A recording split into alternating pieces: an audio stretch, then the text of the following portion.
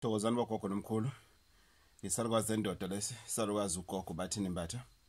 Kanza kwethu namhlanje ngicela sithinte itopic yokuthi gogo kuthi umuthi awusebenzi kumina. Ngabe chazani lokho? One, umuthi usebenza to everybody. Umlungu, India, umnyama, umpunga, unjani, any tribe, any language, any belief system, umuthi uyasebenza. But big but, keep it letter but. Kuya ngokuthi isisekelo sakini yini. Meaning, let's say kini nikhulele environment yokuthi isisekelo sakini ukukhuleka. Hayi ukuthi umuthi awukusebenzeli. Umuthi uyakusebenzela kodwa udinga ukuthi uqale ngesisekelo sakini qala. Uqale ngokuthi ukhuleke, ukhulekise umuthi, then ungawusebenzisa. That is point number one. Point number two, let's say isisekelo sakini ukuthi umuthi mawufikile nawo ushisela impepho. Noma yini oyenzayo kini fanele uqale ukushisa impepho noma nizoyinyangeni noma uzoyenzani isisekelo leso sakini. Then mawubuya ke kuGogo Bathini Mbatha nomuthi wakho noma neswasho sakho, chaza ukuthi your first point before you use lo muthi loyo ukuthi uthathe uyobeka to your family altar, to umsamo wakini uyoyishisela impepho. But another question can rise and say, but I'm a woman, angishisa impepho mina ekhaya, ngenze njani? Kufanele ukuthi lokhuzana noma baba umuntu esifazane uyakwazi ukukhulumisa abakini ngaphandle ukuthi ushise impepho ukuthi uziyoguqa emsamo. Usho kwabakini thina nasemambatheni ngindodakazi la ekhaya ngikwazi ukushisa impepho kodwa ngibuya ukuyolanda naye imishanguzo kwashando, sacela ukuthi ningisize le mishanguzo ninika amandla without ushisa impepho kodwa uyayibeka ngokosimo sani sethongo ngokuthi uyithole nje noma ikhona liphi noma ikuphi la ukhona uguqe ubonise inhlonipho bese ukhuluma kuthiwa uphahla lokho.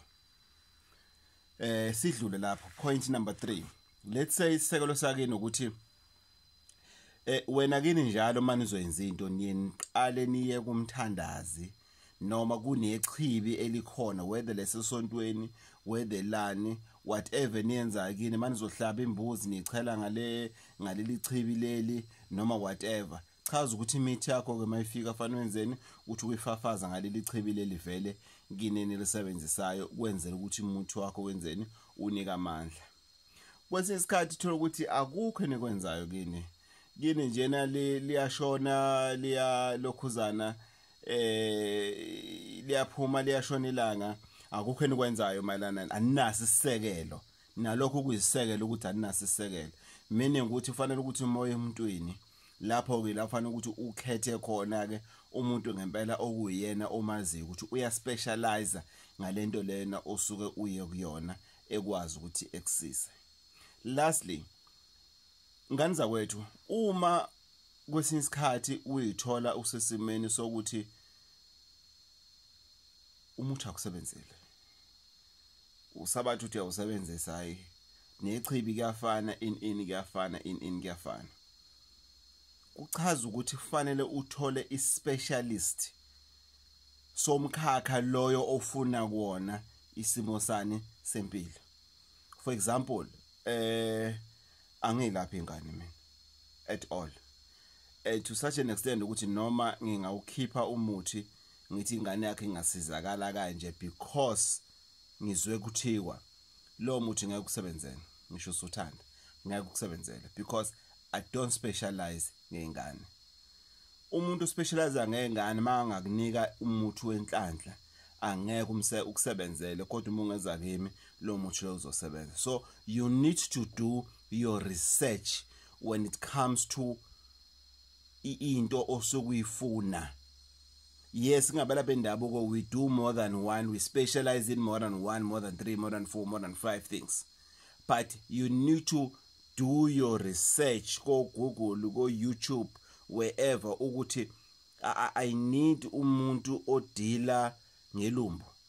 Liyini lumbu? I need umuntu odila ngesimo sentwaso, ngesimo sokuconnecta nabantu abadala. I need umuntu odila ngesimo sokuthwala.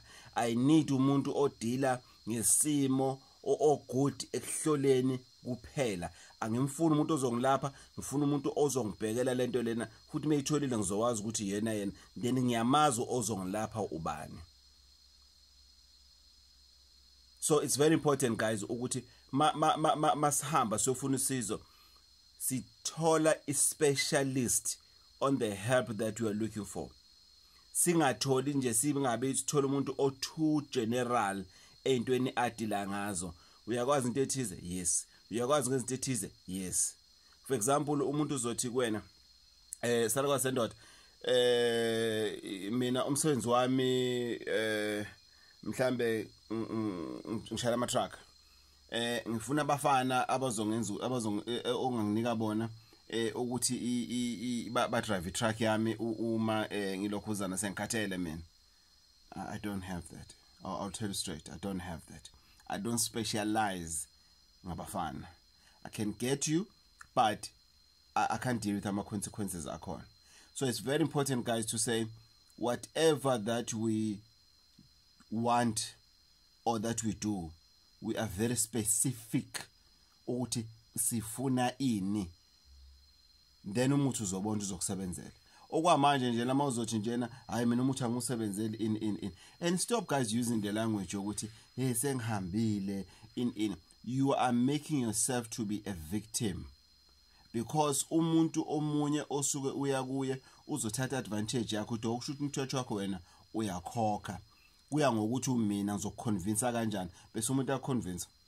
Akushasha umuntu akuconvince athi hayi mina ngizoyenza kanje lento in ngoba usuyidayisile kuyena ukuthi wena umthetho wakho uyakhokha, wena umthetho wakho imali unayo ukuthi njena awaqondani nento naye uzovela athi hayi ngcono izilimi ezejeni. Yingakho no more serious guys, I appeal to you to say avoid repeating ama rituals that you have done them before. Avoid by all means. Do it mawuso wonke ayilokhu yaphoqa ngisho ukuthi ngempela yenzeka ngeqaleni kufanele ngiyiphinde, but avoid doing that because uzakhela umkhokha wokuroja imali, uzakhela umkhokha ukuthi into eyifunayo ungayitholi bese uthi umuthi awusebenzi kanti qondane nekila mkhuba kanti qondane namaqola.